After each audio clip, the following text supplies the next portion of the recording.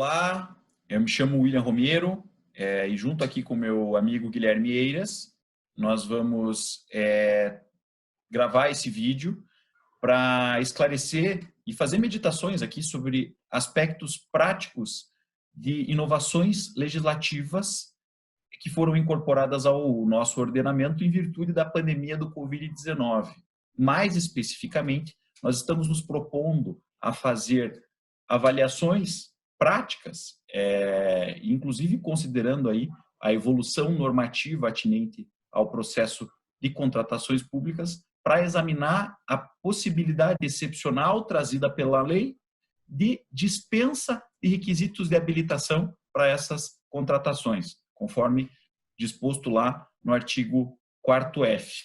A ideia é fazer um paralelo de normas anteriores com essa inovação trazida pela norma atual, a sua aplicação prática, e aí fazer até uma análise sobre a possível viabilidade de se incorporar o Instituto em normativas futuras, com vistas a prestigiar o princípio de eficiência e reduzir, na medida do possível, a burocracia das contratações no Brasil.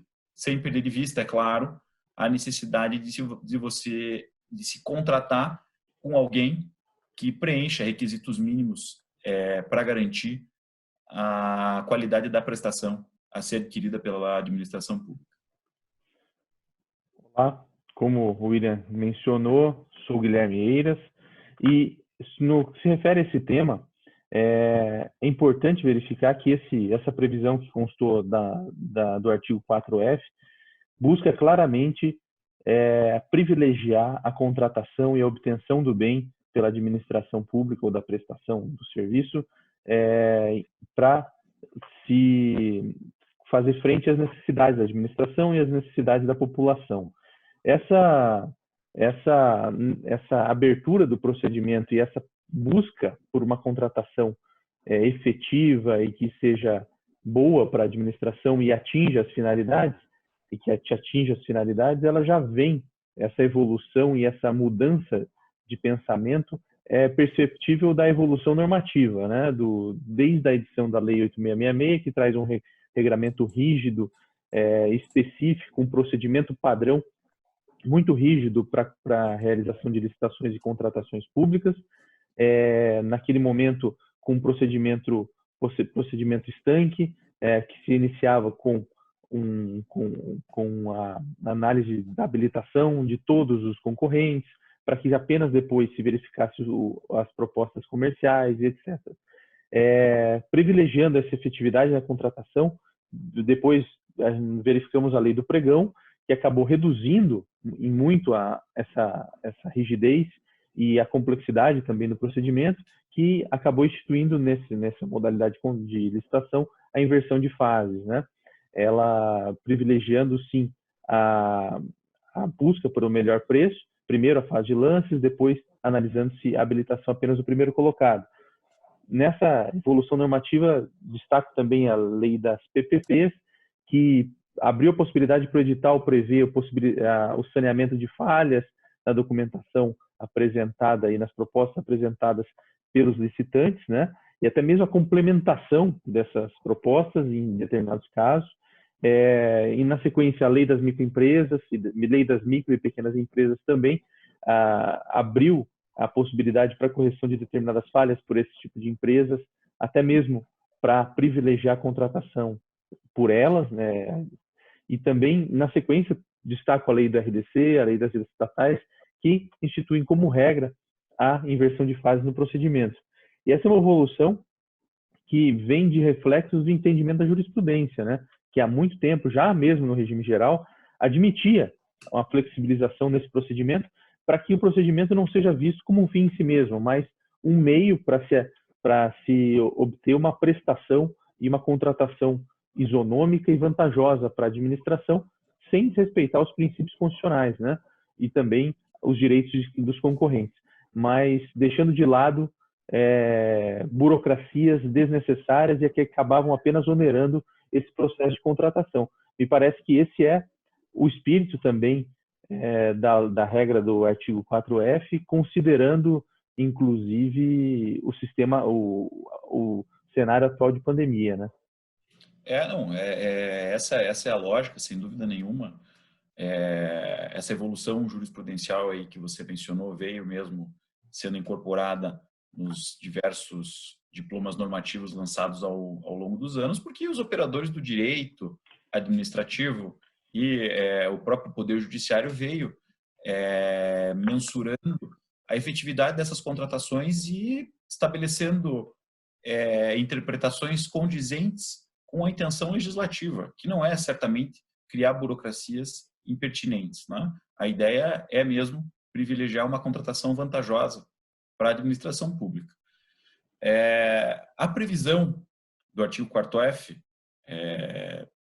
não dá para negar, constitui um marco, por se tratar de algo excepcional, jamais antes cogitado, essa dispensa de requisitos de habilitação. Sem dúvida nenhuma, uma hipótese excepcional que deve ser aplicada aí excepcionalmente nesse período de pandemia. Mas cabe aqui esclarecer que essa prerrogativa não elimina a necessidade de a administração pública traçar um planejamento para a contratação. A administração não pode sair contratando quem ela quiser. A administração precisa criar a etapa interna, organizar essa contratação e estabelecer lá os requisitos mínimos que entende como jurídicos, econômicos e técnicos para efetivar essa contratação administrativa. Somente a partir do momento em que se conhecer o particular a ser contratado, é que a administração vai, então, poder, examinando esse planejamento, ao menos em tese, né, verificar se vai ser aí viável abdicar desse determinado requisito, com vistas a efetivar uma contratação necessária aí para o período de pandemia. Mas a lei, é importante destacar também, a lei, ela estabelece não apenas essa hipótese de contratação direta, mas também um regime de pregão simplificado, com redução, inclusive com redução de prazos aí,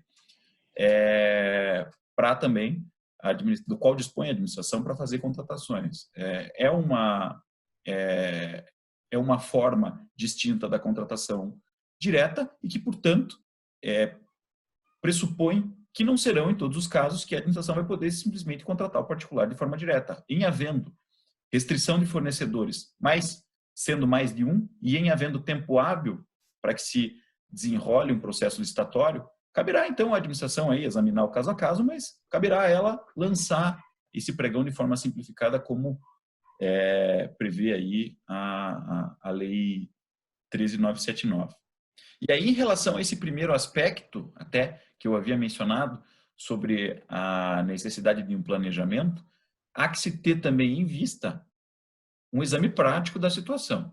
É evidente que, por exemplo, para adquirir determinado insumo, que a administração saiba ser de capacidade exclusiva de uma determinada empresa, ao traçar essa organização interna para a contratação e prever lá as condições mínimas, me parece evidente que não vai caber à administração estabelecer um requisito, por exemplo, que essa empresa sabidamente não cumpra, né?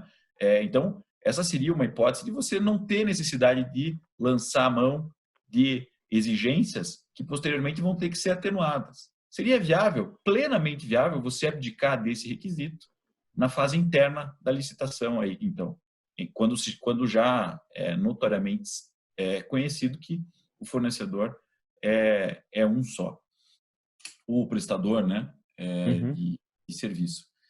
E, além disso, a gente pode imaginar aqui uma hipótese de aplicação dessa prerrogativa legal no âmbito de um pregão, em que, então, portanto, há uma concorrência, há mais de um licitante. Decidiu lá a administração, usar aqui como exemplo, lançar um pregão para determinada contratação.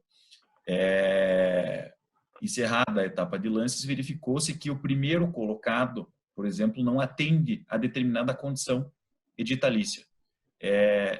Será viável a administração simplesmente abdicar de considerar esse requisito como necessário em relação ao primeiro colocado, quando tem, no mínimo, mais um partícipe dessa licitação? Me parece que não.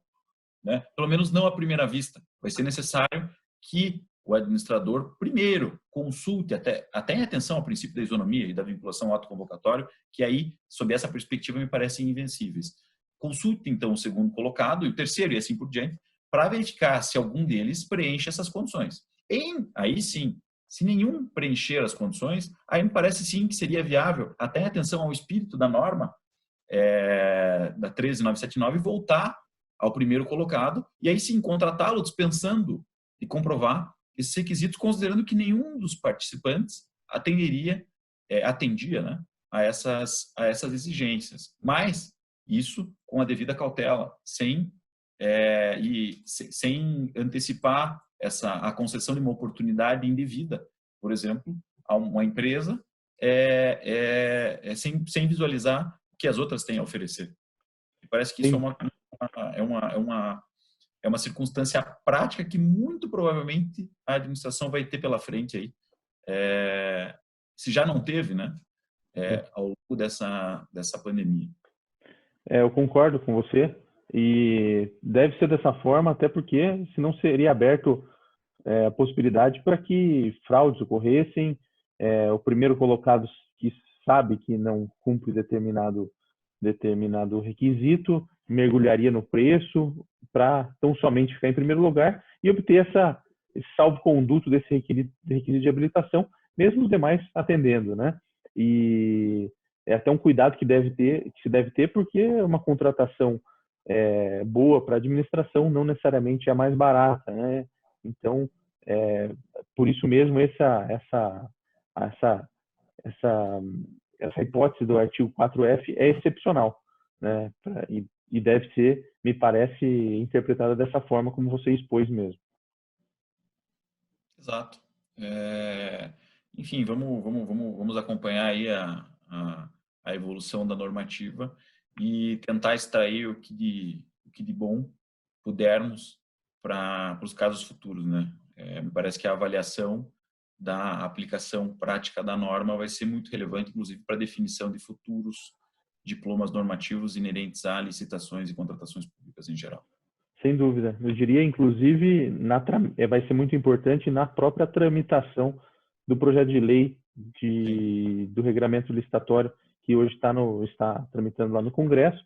Pode ser que, caso se mostre uma boa alternativa, que essa opção seja incorporada ao projeto e aplicável a determinados casos, né? Sem dúvida. Me parece que esse é um momento que nós devemos, um momento de dificuldade para todos, mas que deve nos servir para aprendizado, reflexão e obter melhorias futuras aí para as contratações, enfim, para a vida de todos nós. Sem dúvida. Dias melhores para todos. Para todos nós. Um abraço.